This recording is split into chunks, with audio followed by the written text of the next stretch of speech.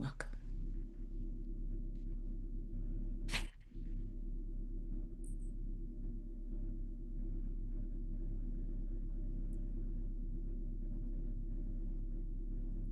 Okay, Sharon, should we go ahead and get started? Yeah, I think we're good. Awesome. Hello, everyone. My name's Mackie here from the Banyan team. It's really good to see you all. So, this is our final regularly scheduled session, and we're coming to an end of our training. This is our second to last session. So, today is the integration session. It's going to look a little bit different than the other sessions with less content and more time just to hear from you all and to integrate and ask questions. But we're going to take the opportunity just to reflect, to celebrate the growth, um, maybe reflect on the new friends you've made and the insights you've gained, and we'll also explore what it means to carry forward as mindfulness mentors. So we hope you've prepared your topics and your questions. And I especially invite any of you who haven't had the opportunity to ask a question live to raise your hand and share with us today. You'll also see we have a guest here today. It's Shankar, who is our CEO and founder of the Banyan community. He's going to be here to talk about a special offer that we have for you and a little bit more about the Banyan community and how it started. You're already a part of our Banyan community, but we'll talk a bit more about that. Um, and then just some operational things before we get started. Um, we're rounding out the end, so there's some things to do. The first, in order to receive your certificate, please complete all of the requirements for this course by the end of January. So if you go down into the course platform, the very last module, it talks about course completion items. You'll see a form that you need to fill out, but all your requirements are listed there. And if you have questions, of course, reach out to us at hello@banyantogether.com. And then also, we want to hear from you. So, this is a really important part of our program and how it continues to stay vibrant. Is we would love you all to record a testimonial, if you feel called to, about your experience at the program. So we'll be sending an email communication out for you to be able to do that. Just a quick video for what's alive. That's something that would be really, really helpful. So, on to today's session. We're going to first have our welcome and opening meditation with Sharon. Then Shankar will talk a bit about the Banyan community. We'll have some time to reflect for breakout rooms. And then finally, we'll come back together in the main room for a Q&A with Sharon, and Sharon will lead us in a closing. So, with that, I have the great pleasure to introduce Sharon. Once again, Sharon, you've all interacted with her a lot, but just as a reminder, Shelton is a founding advisor and mindfulness teacher at Banyan, serving alongside Tara Brock and Jack Cornfield on our teaching council. She mentors students in the mindfulness meditation teacher certification program and at Banyan, and offers Dharma talks and day-long retreats at the Triangle Insight Meditation Community in Durham, North Carolina. In her work with mindfulness practitioners, Sharon weaves together her expertise as a certified mindfulness teacher and ICF certified life coach. And of course, Sharon co-created this program and is our lead teacher. So Sharon wanted to say thank you. It's an honor to have you with us today, and I turn it over to you whenever you're ready. Wonderful. Thank you, dear Mackie. Everyone can hear me okay? All right, wonderful. And again, like Mackie said, I have so much gratitude in my heart for you all. Um, it's so beautiful to have traveled this path with you all through this program. That was really just an idea. And so, you've completed the formal structure of the program. And, some of you at this point may be feeling clearer. Yeah, maybe feeling grounded and excited about what's coming next. And for others, it brings up a lot of uncertainty. This is really important work, especially at a time that feels so chaotic. There may be some self-doubt, there may be all kinds of stuff. And so I just want to, say right up front that all of that belongs. All of that belongs. And so, our time together today, like Mackie said, is not about adding more information. You have enough information. Today is more about integration. It's about community, and it's about letting what you've learned in these many weeks really settle into your body, settle into your language, settle into your presence as a mindfulness mentor. And so, before we do that, let's just sit together. Let's just take just a few minutes to arrive together. And you can close your eyes if you like, or if it's more comfortable, you can simply lower your gaze. And really taking this opportunity to arrive here in community with whatever is present. I sometimes like to picture a feather floating to the ground at its own pace, at its own speed. And perhaps that image allows you to settle into your seat, to the support of whatever is holding you in this moment. Really allowing yourself to be supported here. Noticing the sensations of touch against your back or bottom or legs.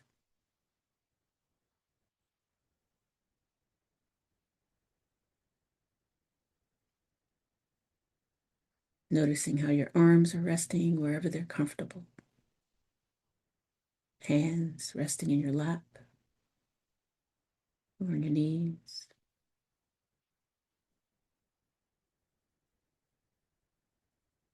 And just resting attention on the breath for a few moments.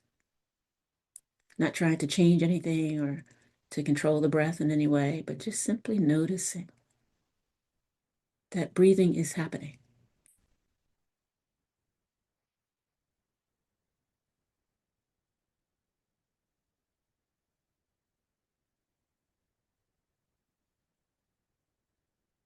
Breathing is happening.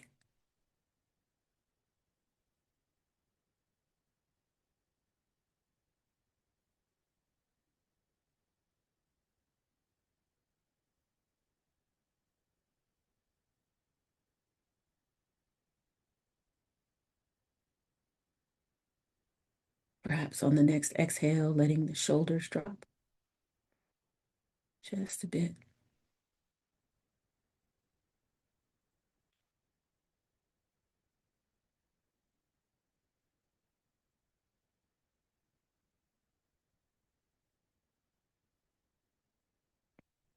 Maybe softening the muscles of the face.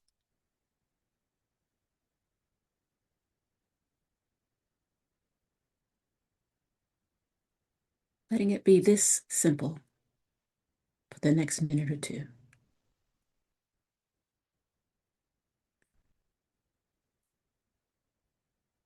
Aware of breathing.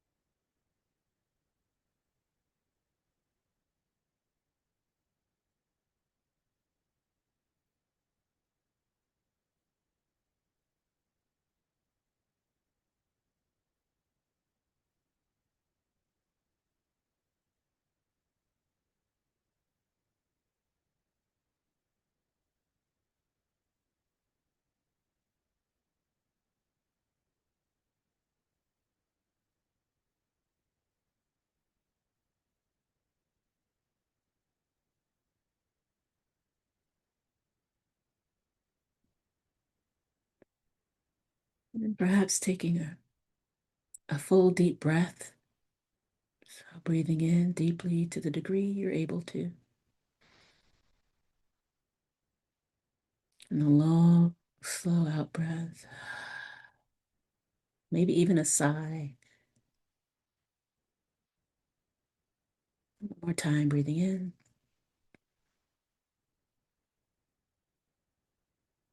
and breathing out.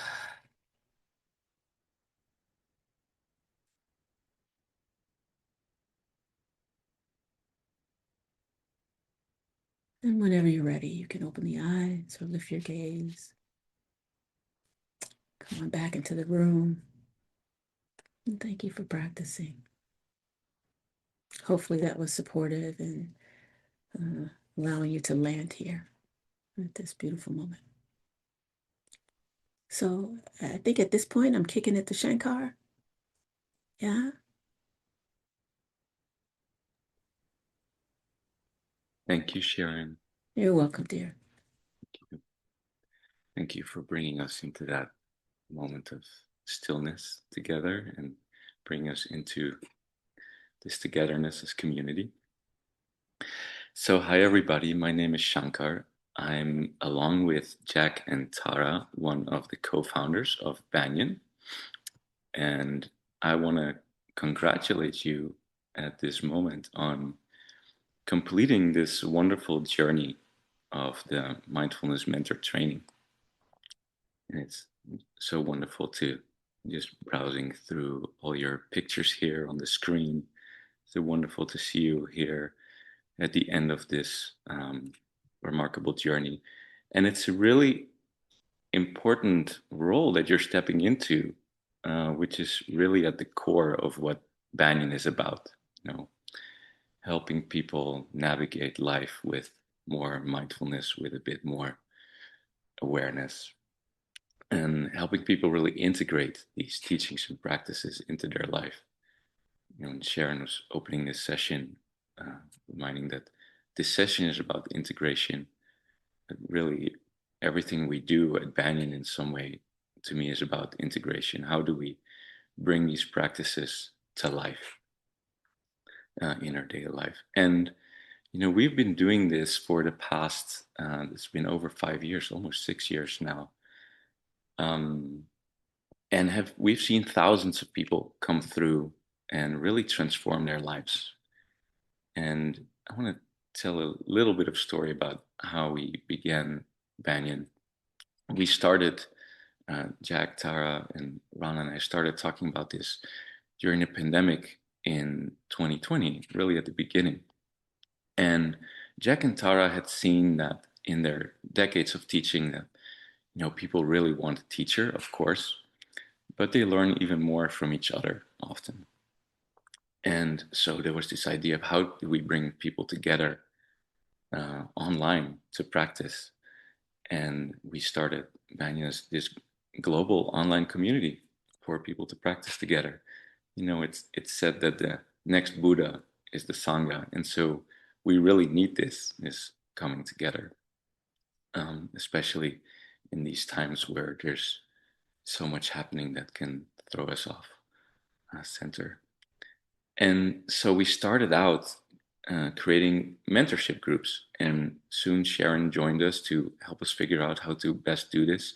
And mentorship groups are small groups, about 6 to 12 people, that meet every week with a dedicated teacher.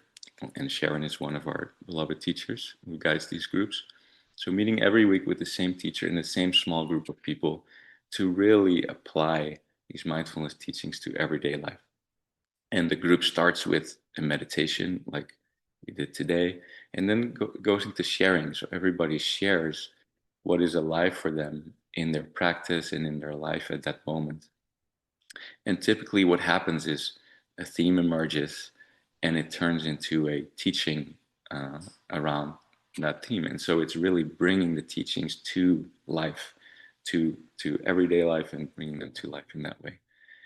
And like I said, we've seen thousands of people come through and be transformed. And some people have been in the same group for 4 or 5 years at this point. And people really experience profound transformation during this time. So, as you are now bringing your new skills as a mindfulness mentor into the world, we want to invite you to also be part of a group like this to support your own journey. And so, we have a special offer for you. If you join one of these groups for 3 months, you will get 1 month off, 1 month free. And so, as you know, as a mentor, it takes a little while to build connection with the group and to experience the benefits that the group and the connection has in your life. And commitment is also part of the path. So we'd like to support you in making that commitment. And that's why we structured the offer this way. If you join for 3 months, you'll get 1 month off. The groups are $150 per month, and you'll be meeting every week. So it works out to about $35 per session or so to meet with a really amazing teacher and a group of people. And like I said, it's been really supportive to many people over these past 5 years. And it's really yeah, this is the culmination manifestation of this idea, that this seed of idea that was there all the way at the beginning in 2020, where we came together like, wait a second, there's a pandemic and everybody's locked in their homes. And how do we support people during this time? And it's resulted in this magnificent community of people really all over the world. So we'd love to invite you to join us in that. And Sharon, you have been leading these groups from the very beginning, and along the way, you've helped us really define and refine the format and create this wonderful training, the Mindfulness Mentor training, to help others walk that path.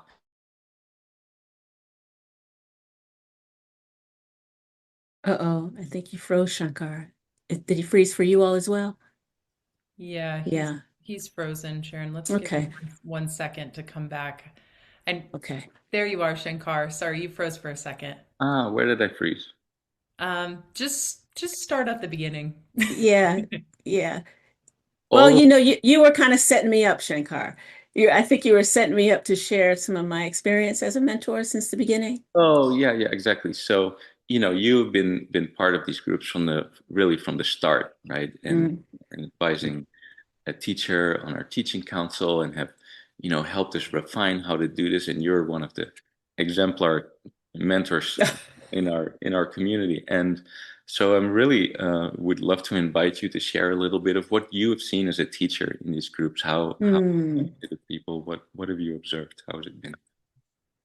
Geez. So how can I be succinct around that?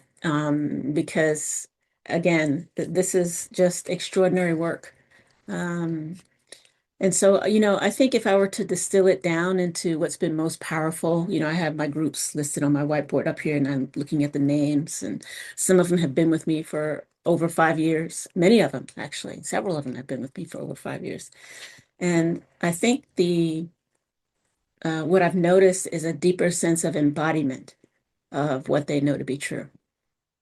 Because the more I listen to folks, it's not that I'm offering anything really that's novel. I mean, we all have the same books on our bookshelves, right? We all listen to the same teachers.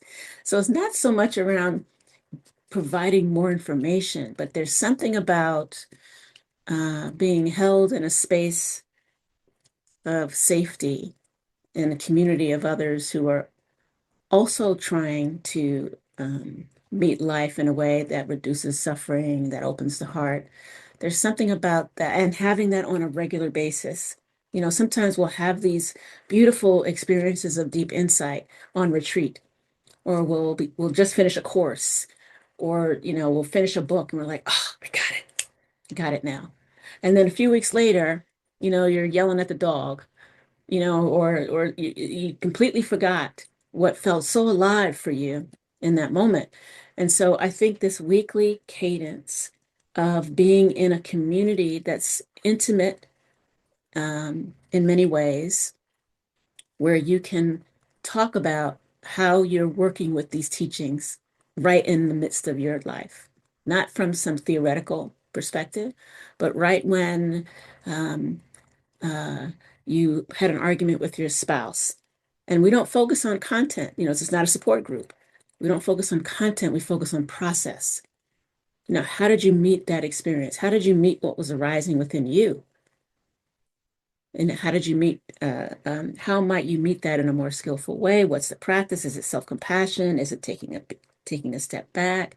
And so how can these teachings live in our experience instead of just sit on a shelf gathering dust? And then we kind of recreate this whole thing, leaning forward into the next retreat, the next book, the next this.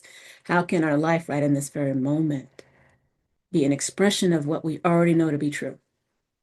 And that's hard to do on your own because you're living inside your own head, which is why we need each other, which is why I think the Buddha had the Sangha as one of the triple jewels, that we wake up together, wake up together. And I think it's more important now than ever that we lean into community in this way so that we can cultivate embodying skillful means. And so that's why I'm so excited about Banyan and what we're doing with Banyan. Um, I'd love to see thousands and thousands and thousands of people in Banyan.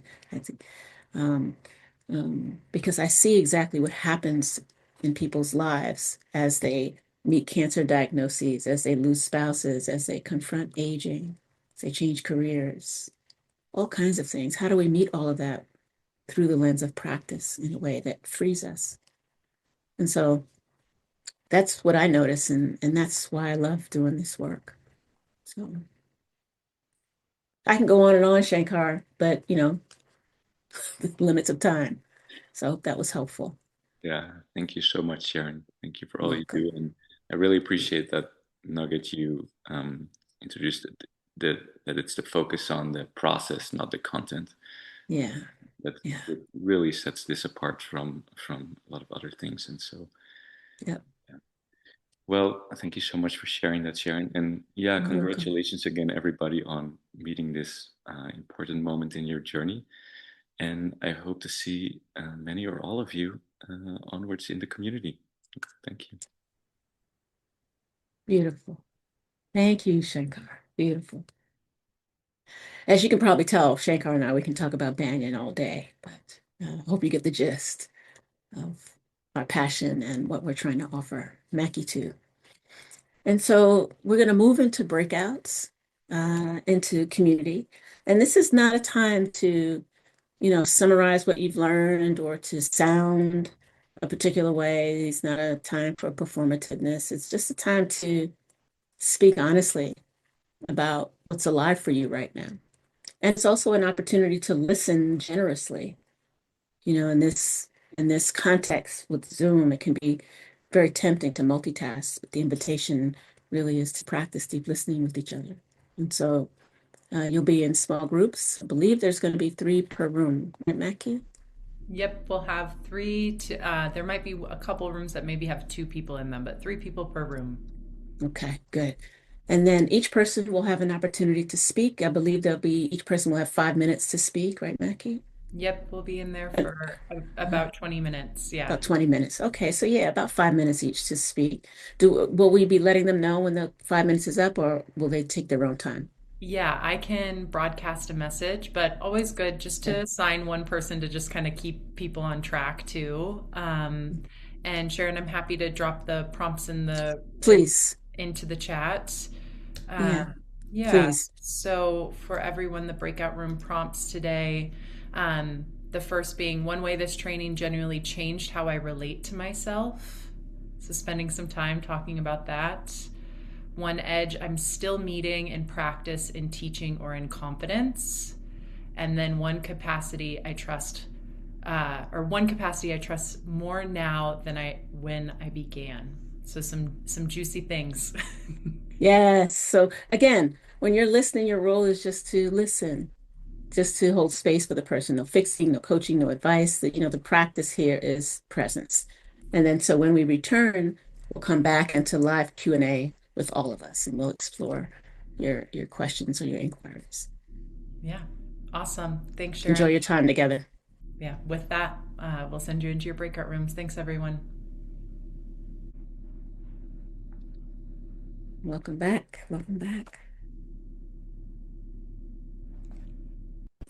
Welcome back, everybody.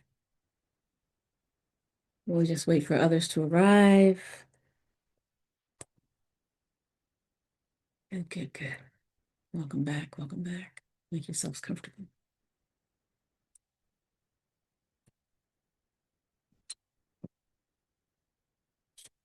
Hope you enjoyed your time together. Really curious about the questions that are arising, the reflections that are arising. Yeah.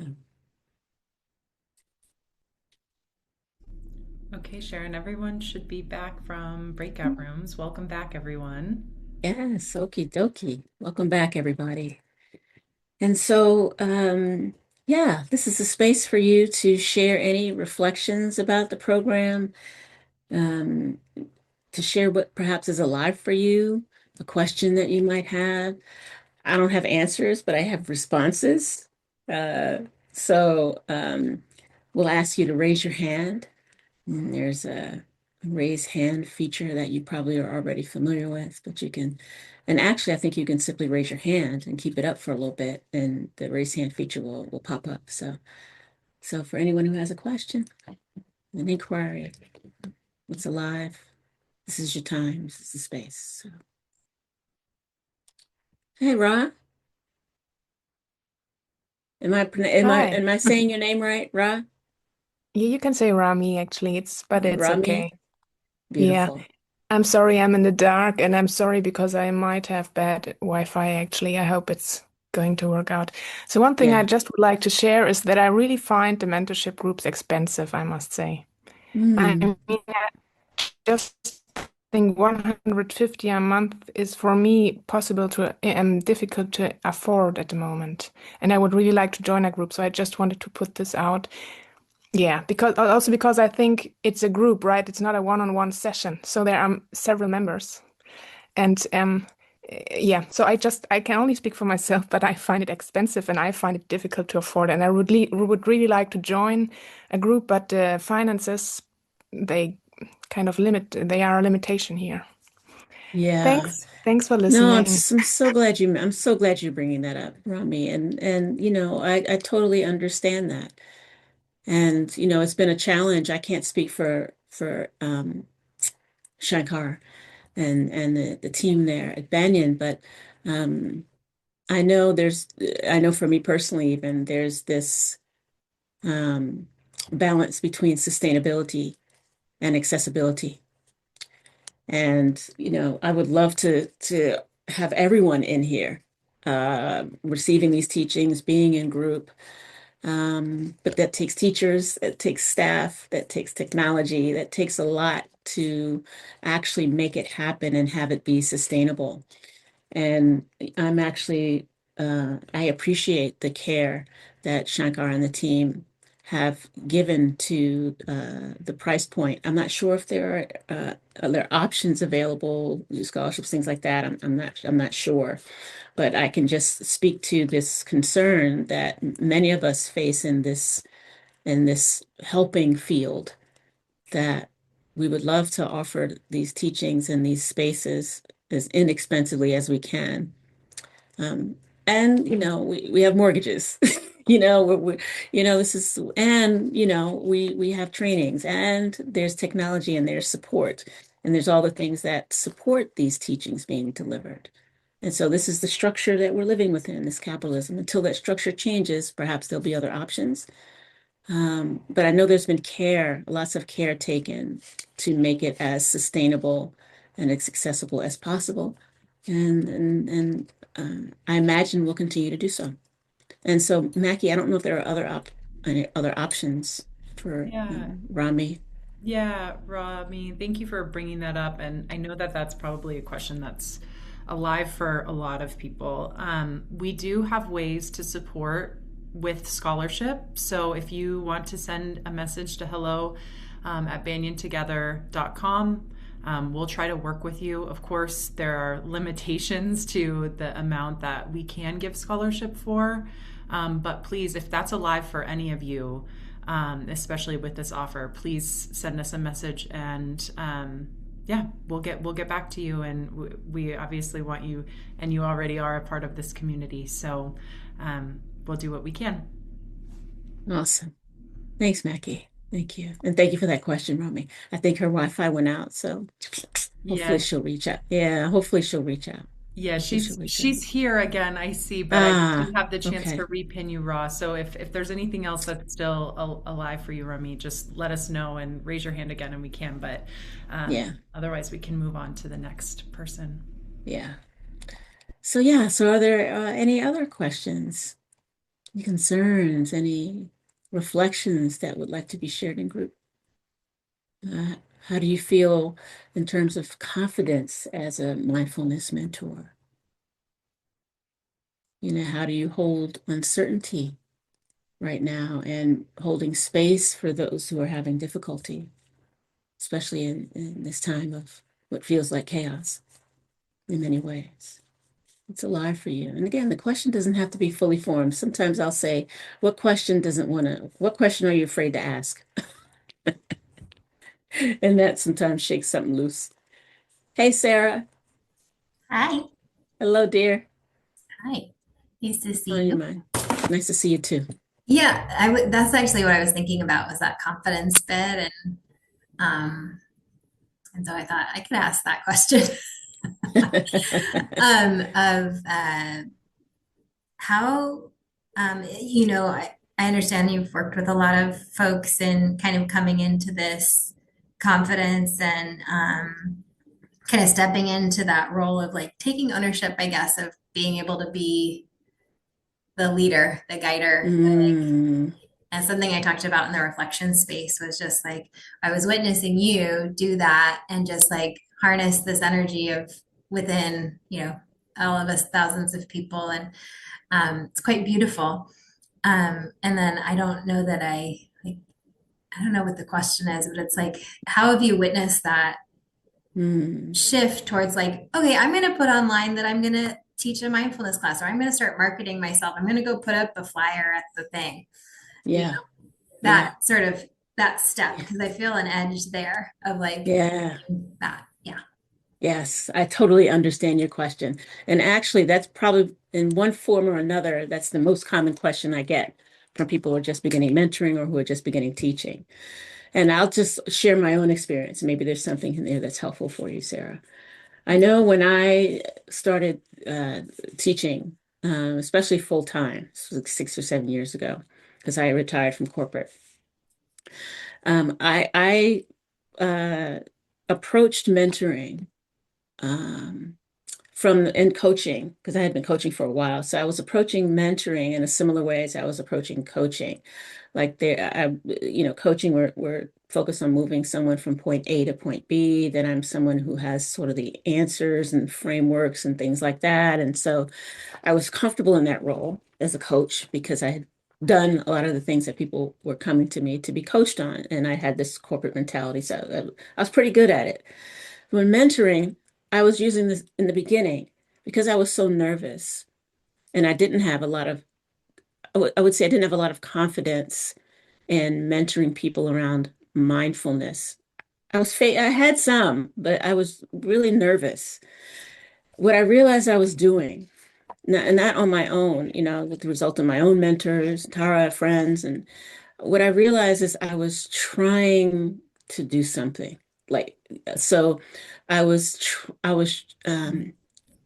trying to show up as someone who uh, knew what they were talking about. I was trying to show up as someone who had the answers. I was trying to show up because I wanted them to respect me and I wanted to be helpful. I wanted to make an impact. So there was just a lot of efforting going on. I would over prepare and I'd leave the calls and I'd be sweating, and I'd be, was that okay? And then over time, this was, teaching, uh, I've been teaching in this way for a lot longer, but approaching mentorship this way, what I realize is all I need to do is to share from my own practice, to share from my own experience. So if someone's coming to me, like, so say if I wanted to make an offer, I want to offer an introductory mindfulness class to folks. I am an expert in my own practice around mindfulness. Mhm. And so I can speak confidently. I don't need to know what they need. I just need to be embodied in my own practice and speak from that. That became a lot less effortful Because now I'm only really saying, if you're saying to me, I'm really, how do I apply mindfulness when my mom gets on my nerves? Or how do I apply mindfulness when I'm aging and my body's changing and my identity is shifting? Before I would have said, okay, what do the teachings say? Well, I have to remember what was that again and blah blah. Mm, Now I'm just like, well, how do I? How do I? How am I meeting aging? How am I meeting those moments when my mom gets on my nerves? And I can speak confidently and say, well, I slow down. I pay attention to what's arising. Sometimes I'm able to do it because my capacity that day is pretty good. Some days I'm not able to do it, and then those days I just need compassion for my humanity. But those days where I have capacity, I'm able to do it. I pay attention to how I rain on it. You can just use rain. I recognize what's arising. I don't go to war with it. I say, oh, this is doubt arising, fear arising, sadness arising. I can be with that. I can tenderize around that. What is that? So you're really just going into your own practice. It's not like you have to recall something or mm, perform something. And mm, sometimes when we're new at something, it's the inclination is to, I need to get it right. I'm nervous, do I know enough? I don't know all the lists, mhm, right? And the invitation, I think, is really, can I offer this practice can I offer this mentoring from my own practice? And that's what's going to be most impactful, I found. Because again, people can read all the stuff online. What's going to actually cause a shift in people is your unique manifestation of these teachings, how it comes through Sarah. And so you don't need to practice that. You just need to be present for it. And it's more fun. It's a lot more fun. Does that help? Does that help, Sarah, with I the think confidence? so. And then it's just Yeah, repetition. yeah, Then it's just practice. Then it's just showing up in that way and noticing how it feels, noticing when you're going into, I need to fix something and softening around that. And then it just becomes a practice. I think my ed is actually the idea of making a flyer.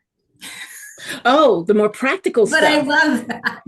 But that helps a lot because I think You I could should, do it too with that. Like yes, I yes, can do that like that. yes. But Have yeah, have you ever, do you ever, have you experienced? Well, guess right. what? I have too. Let's explore what I've learned how to. Yeah, Those are probably the most impactful flyers than, some formal language that's, your marketing brain might spit out. right. Yeah, Just share from your own heart and trust that. yeah. Thank you. Thank So you. I just went off on a whole tangent. It You was just want beautiful. It to, was, yeah, it was lovely. I think it's perfect. It really applies, yeah, you can yeah, do the same thing there. yeah, Yeah. good. Thank you. Awesome. Thank you for asking the question, Yeah. Sarah. Yeah. Hi, Amanda. Hi, how are you? Hello. I'm well. I hope you are. Thank you. My question is actually somewhat connected, so I think this might be a nice little segue to a certain degree.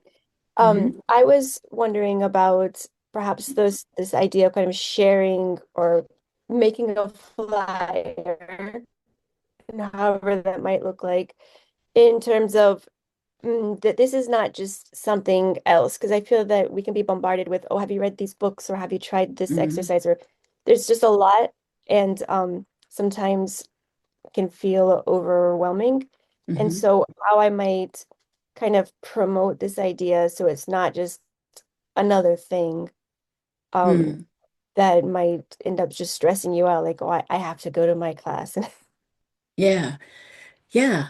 I think that I love the questions that you all are asking, these very practical questions, because it's really speaking to how do I let people know I'm here and how do I break through the noise?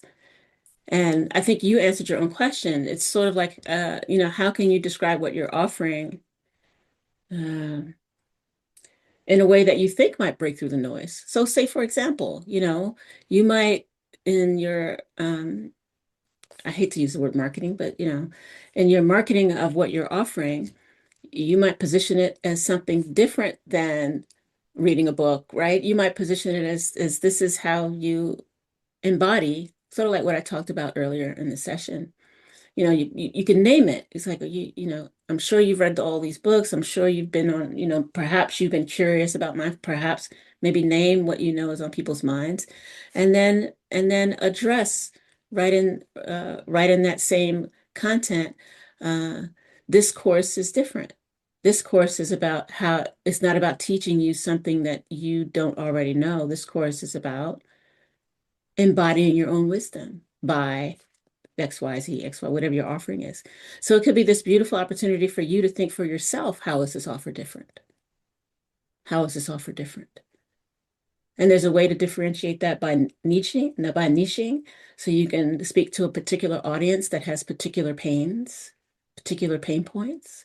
So maybe it's, folks in midlife, maybe it's, adults taking care of parents and kids at the same time. Maybe it's folks who are aging with pain. Maybe it's folks who are recent retirees or empty nesters. Maybe it's, folks who are professionals but who are feeling unfulfilled in tech. Whatever you can niche in that way, which can make your message even more refined and specific to that audience. That also helps you to find those people because then you can find groups of, you know, caretakers or something and become part of that community if that's the community that you're targeting to see what they're needing and then perhaps let them know that you're available. And so, yeah, I hope some of that helps. Yes, thank you so much. I Yeah, appreciate you're welcome. it. You're welcome, dear. You're welcome. And there can always be, sometimes there can be this temptation that I don't want to niche. I don't want to target a specific audience because I'm leaving out all these other people. And my response to that is it's not like you can't work with anybody who comes to you wanting some support. It just means in terms of your outreach, you're simplifying your outreach and your message because that's where your passion lives. But it doesn't exclude you working with anybody else. So, thanks, Amanda. Hey, Hope. Good to see you. Hi, good to Hello, see dear. you too.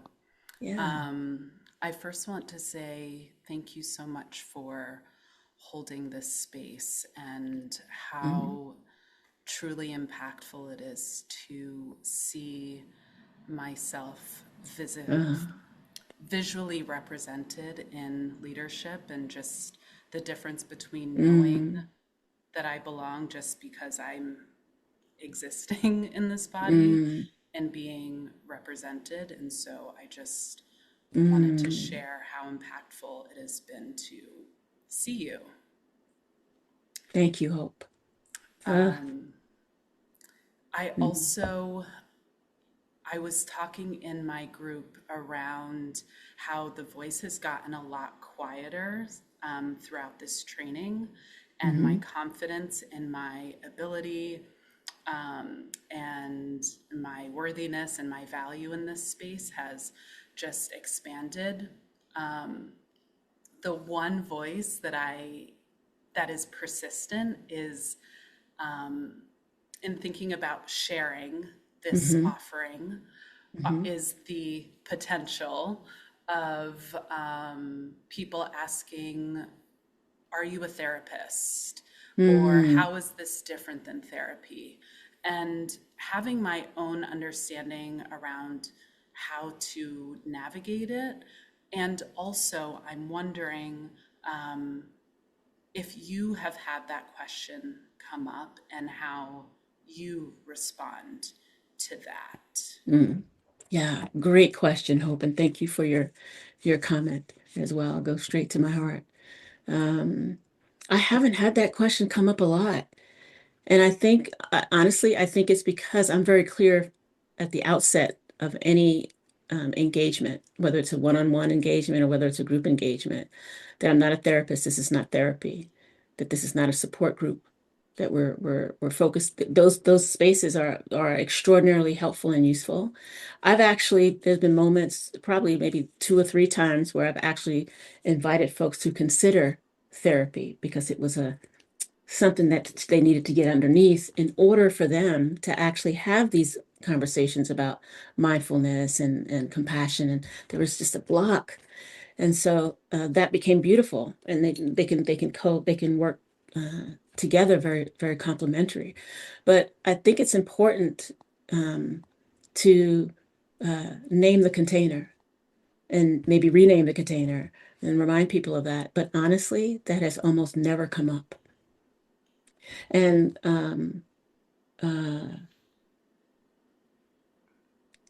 what sometimes comes up more often, Hope, is how is this different than coaching? And then, right, they're okay, you're a mentor, so how is this different than a coach? And I'm both, right? So sometimes they're not mutually exclusive, but they have different orientations, as I describe it. Like a coach, the orientation is again moving you from point A to point B. Like I'm looking for a career change, and I'm helping you go from point. I'm looking to lose weight. I'm looking to have a better relationship. About point A to point B, and we're checking in about that. It's a more intense sort of relationship. And mentoring is different. You are accompanying someone and reminding them of their own wisdom. You're giving them a safe space with which to integrate what they're noticing, to remind them, because we're of the nature to forget. We're humans, humaning, to remind them of what they already know to be true on this ongoing basis so that they can embody these teachings that they tend to be really passionate about, but just can't, it's not integrating. I'm struggling with the same thing. There's no real movement. So you're in mentoring, you're not, you're more a space holder and accompanying them, uh, reminding them, offering your own practice as a teaching in a way, which is different than coaching. So in mentoring, you have no agenda.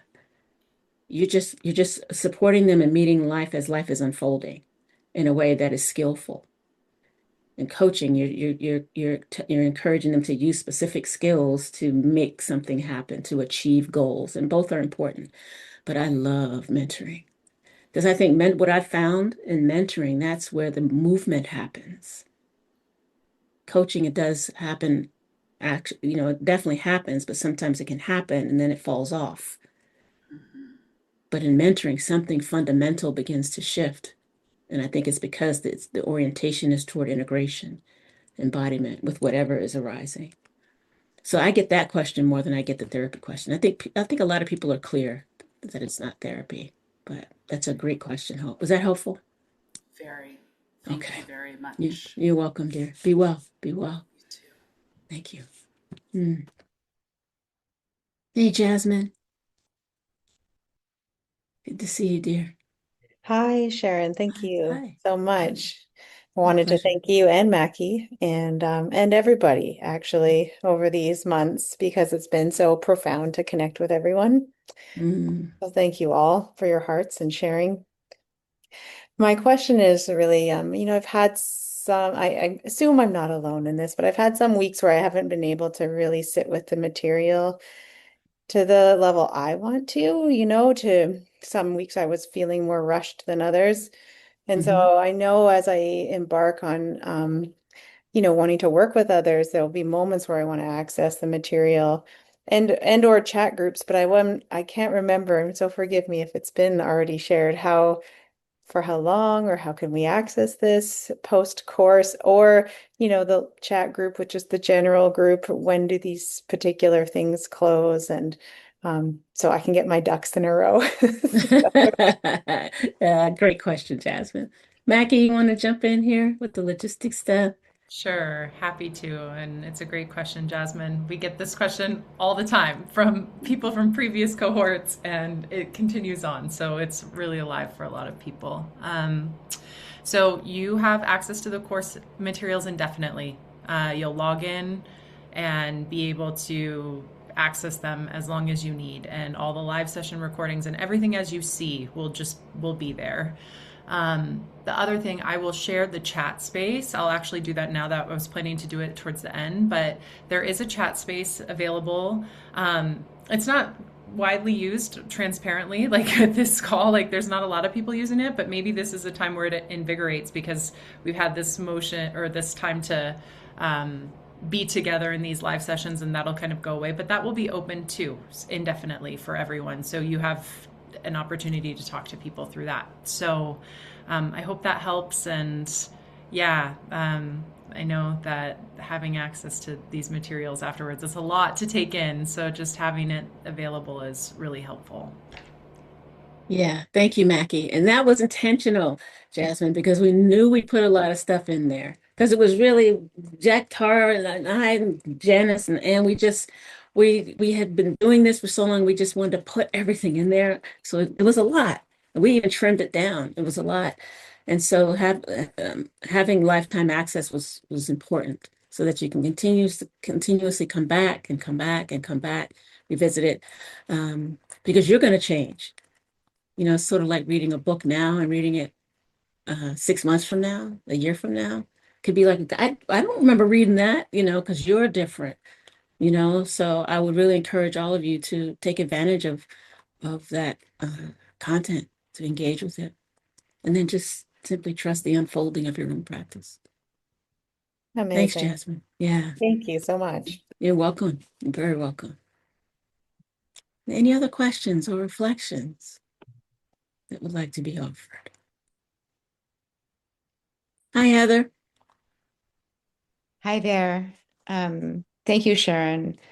I also just wanted to reflect just gratitude to everyone for the experience and of this, of this program, and also in particular my group, the group of ladies that I was a part of. I'm just really thankful to everyone and really thankful to you and to all of the folks that were leading the conversation because it's been really, really transformative. And I actually was going to ask this question. It was one of the early sessions. It might have been maybe in October that I had intended to ask you. It was one of the sessions that you were leading to ask this question. And it's interesting when I reflect on the question now, so much has changed in the world and in particular in the United States that I almost feel like the question has changed. But it's something that I really did want to ask you about. And it just has to do with, I've never really come into the world necessarily of mindfulness or maybe Buddhism, things like that, because I didn't feel like culturally it belonged to me.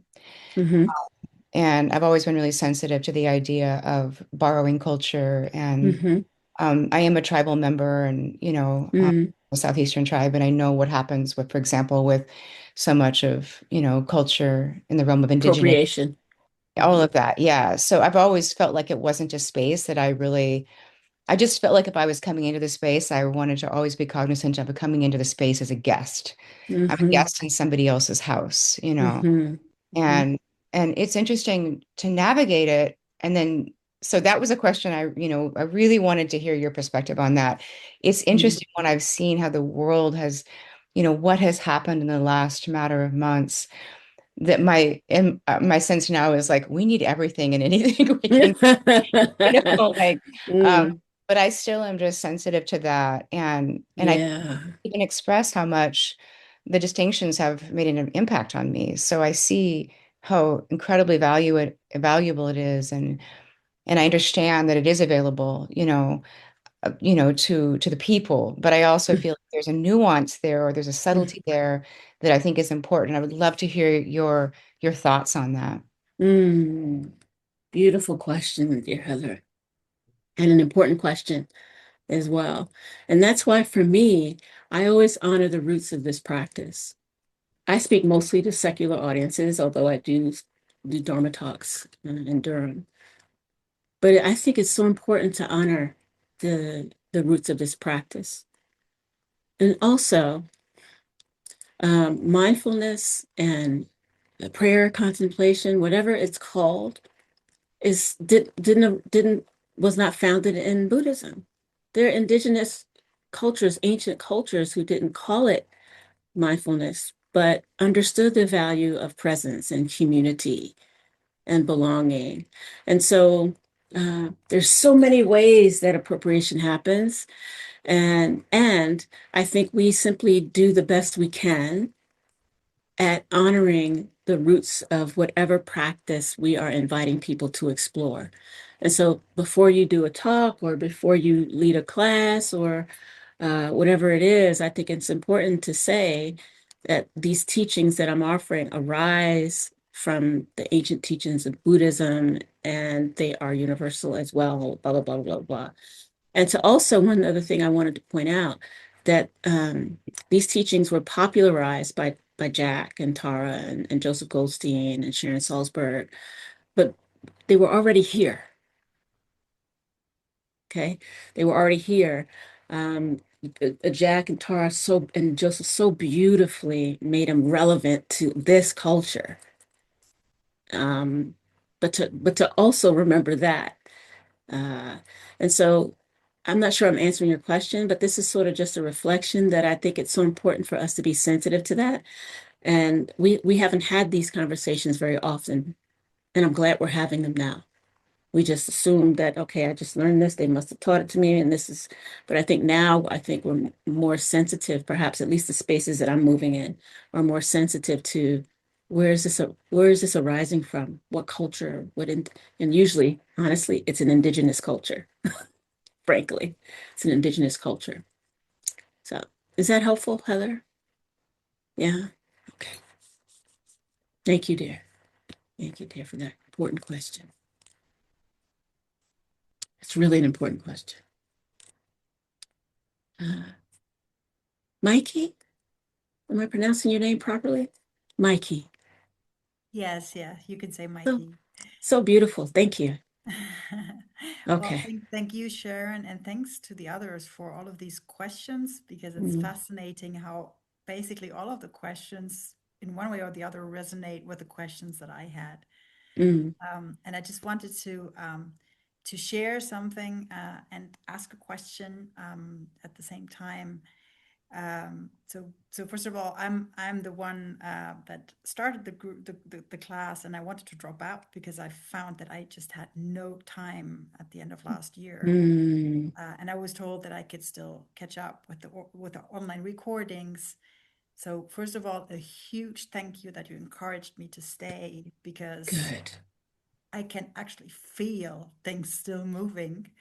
Mm, And I didn't follow all the online sessions, but the peer group was mm, amazing. And it's amazing to see how things that you've learned in therapy or in coaching, yeah. I'm a certified coach myself, Mm, to experience change in this way. It's something entirely new to me. And I'm very, very grateful that you encouraged me to stay on for this course. wonderful. And this relates to my question, and it relates a bit to what also Jasmine, you said, sort of the timelines.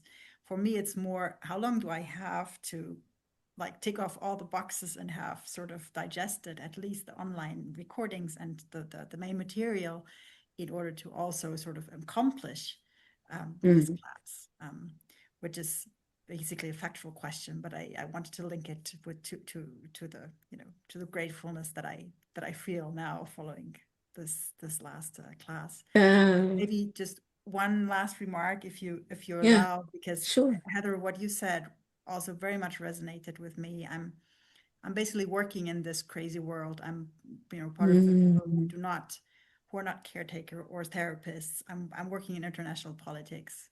mm, And you said, you know, everything that's ongoing in this world, I just try to tell myself, and this is what this class really helped me, not only compassion, but also tell myself that we are part of this world.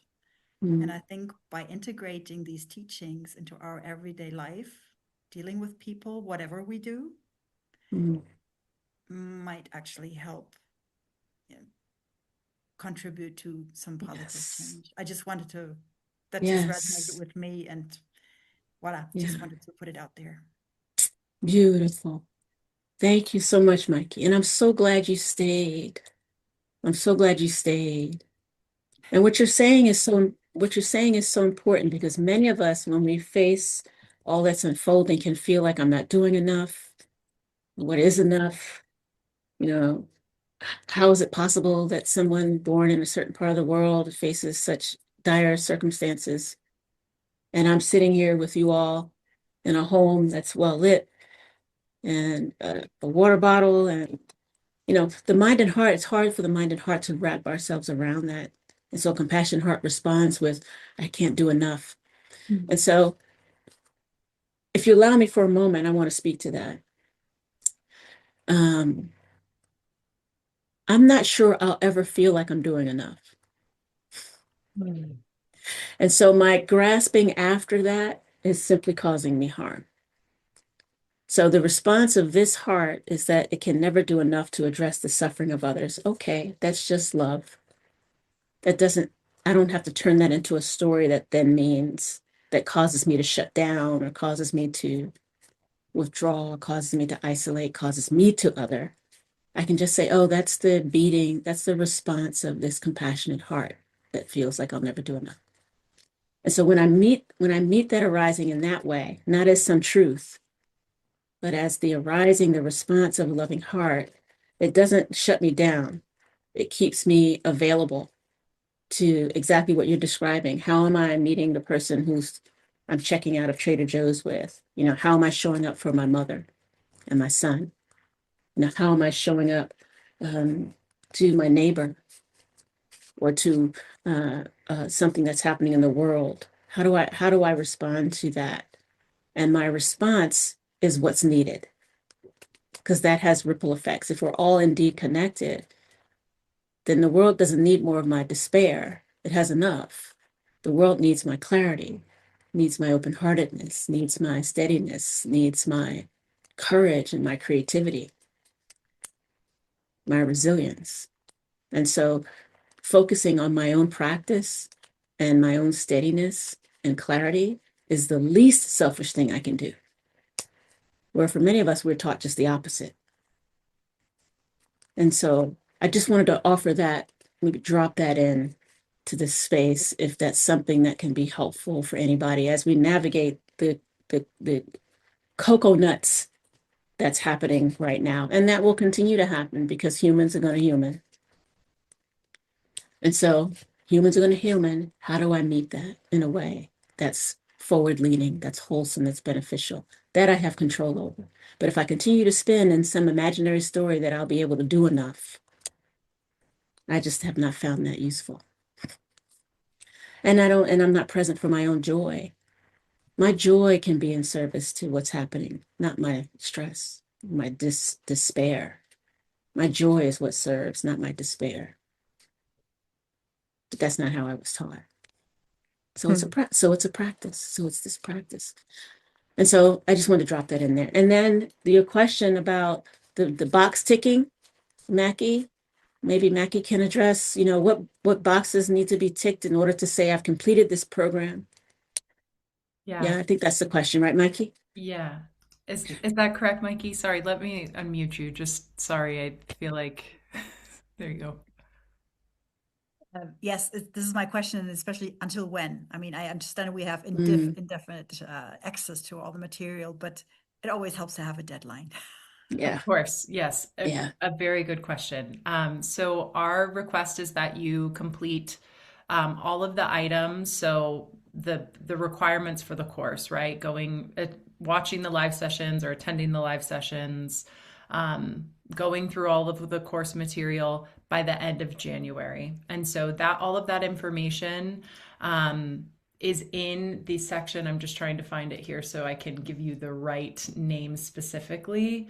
It's the second to last section that says course completion criteria. You can find it all there. And there we ask that you send us a form. So there's one, it has a form just like you've been filling out for your peer groups. The form, you'll send your name, and that's actually how we send the certificate through, because maybe you want your name to appear some way on the certificate. That just allows us to have the correct information for you. So it's really completing all the things that were required and told from the get-go, and then sending in that course completion form. Is that clear?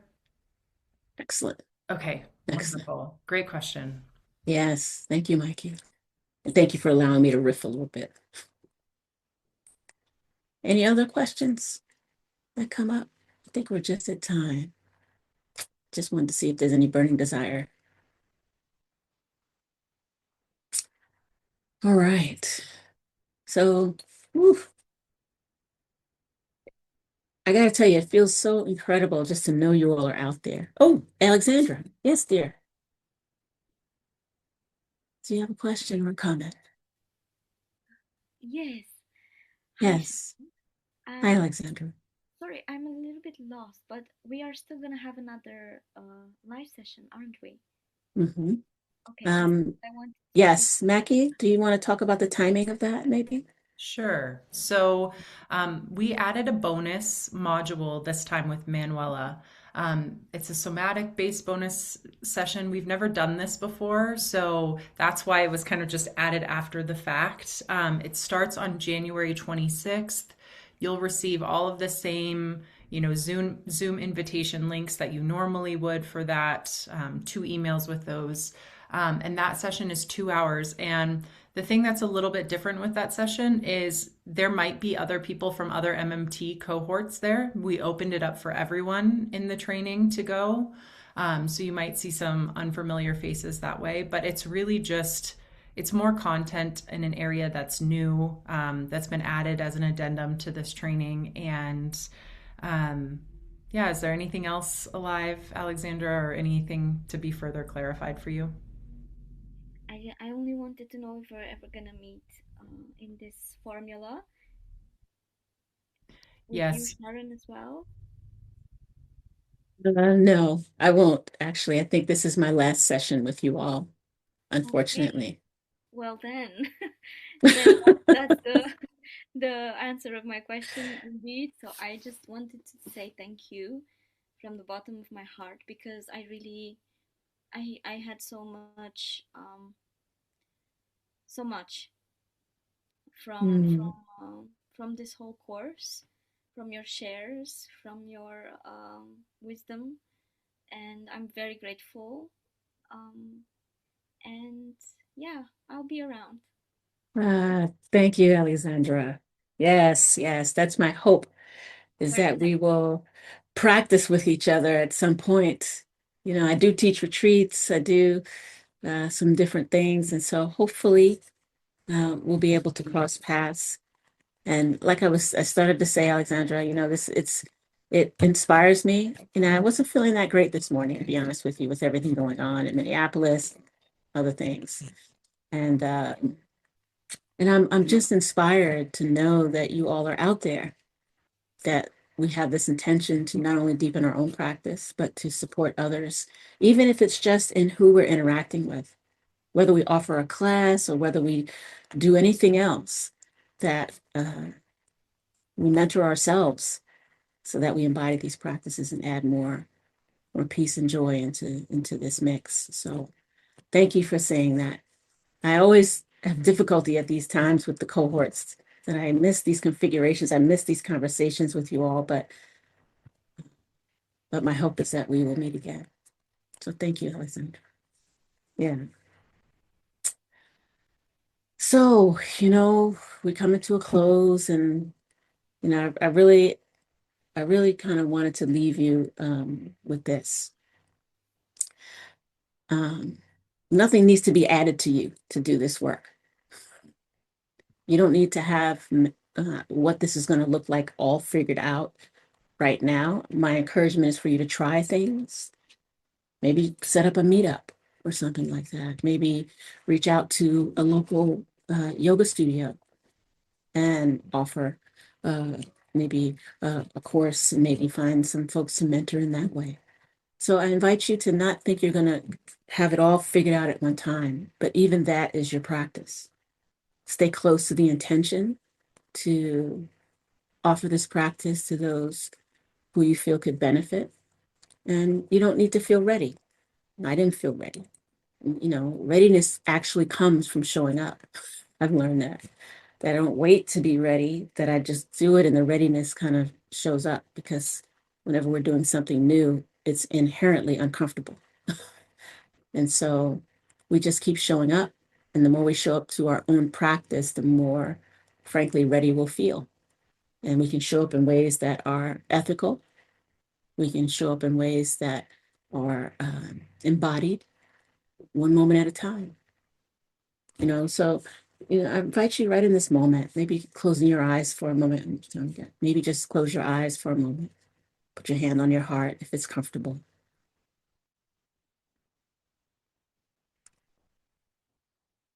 And just gently ask yourself, What quality do you want to lead with as you mentor others? What quality do you want to lead with as you mentor others? Is it presence? Is it patience? Is it curiosity? Not what you want to prove, but what you want to embody.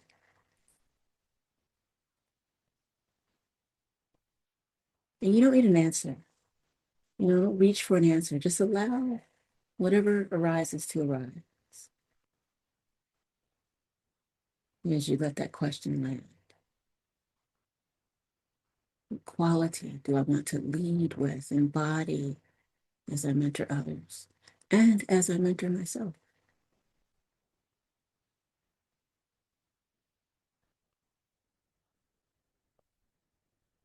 Let that settle into your heart.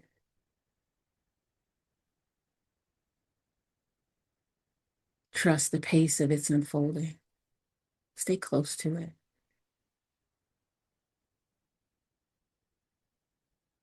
Share it in community with others.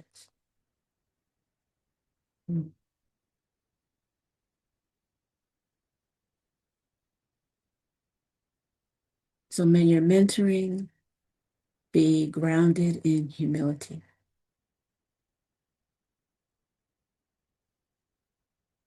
May you be steadied by your own practice.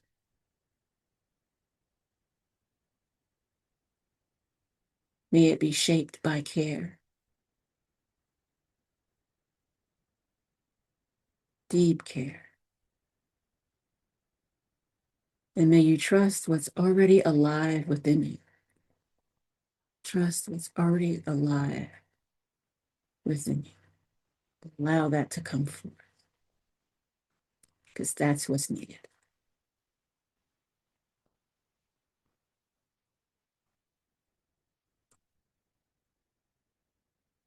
May you be safe from inner and outer harm. May you be free from suffering and all of the causes and conditions of suffering. And may you live with ease and joy, curiosity, and peace.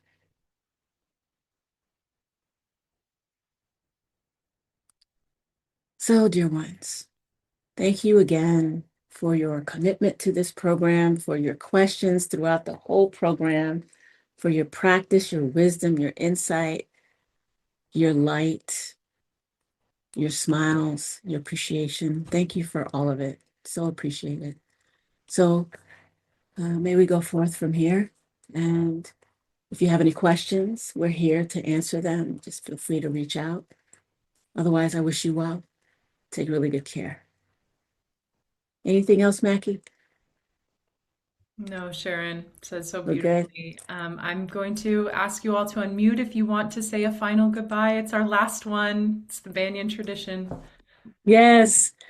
Goodbye, everybody. Bye. Thank you. Bye. Thank Be you. well. Thank you. Take Good care. to be Ciao, with you. ciao. Good to be with you too. Bye, everybody. Bye. Bye. Be All right. well. Thank you very much. Thank you very much. Bye, everybody. Be well. Be well.